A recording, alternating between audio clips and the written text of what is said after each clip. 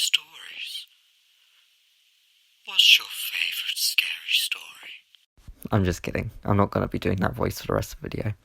So, welcome to the prompt for day 27 of Women's History Month. Day 28, the 28th day of Women's History Month. I didn't publish this yesterday because I was having a little break day. I'm allowed a break every now and again from writing every day. But so it's here now. So this story is titled Final Girl, and it's based on the prompt, write a short horror or thriller story where the characters all react to things in reasonable and sensible ways. So let's get into it. Brittany put down the phone as soon as she heard the killer's husky voice. She'd seen this film 100 times before. She calmly walked around the house, making sure every window and door was locked, but she didn't go upstairs. With every corner she approached, she lifted her phone up and tilted it at an angle to see what was behind it.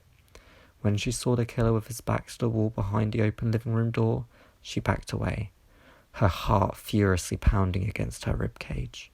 She stepped on one of her brother's toy bricks and yelped. The killer rushed round the door with his knife at the ready, but she had already fled to the kitchen.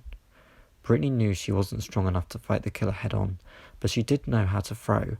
At least PE class in school had taught her something. So when the killer eventually showed his face, brandishing his knife, she threw hers directly towards his shoulder. And it hit. Whilst the killer was startled, Brittany slunk out through the back door and ran through to the side of the house. When the killer burst out the doors, he ran forwards into the night as Brittany ran back into the house, locking the door behind her. She raced through the building to the front door and didn't stop.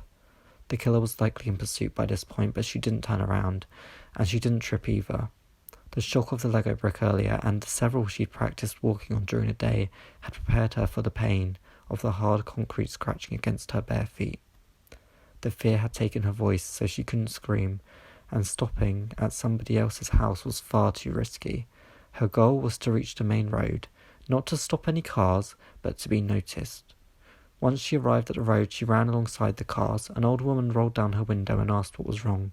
Brittany told her, and she told her to get in, but she didn't. That was too risky. She had to keep running. Instead, the old lady called the police as Brittany felt a stitch building up in her side. She screamed through the pain, but it became too much and she needed to stop, but she couldn't. That would lead to death.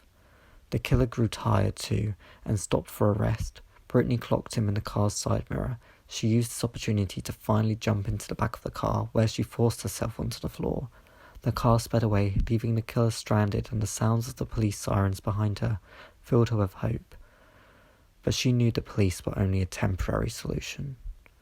The killer would never stop pursuing her until she was dead, and she would keep running until the day she chose to die on her own terms. He may have killed her friends and her boyfriend, but she was determined to always be the final girl.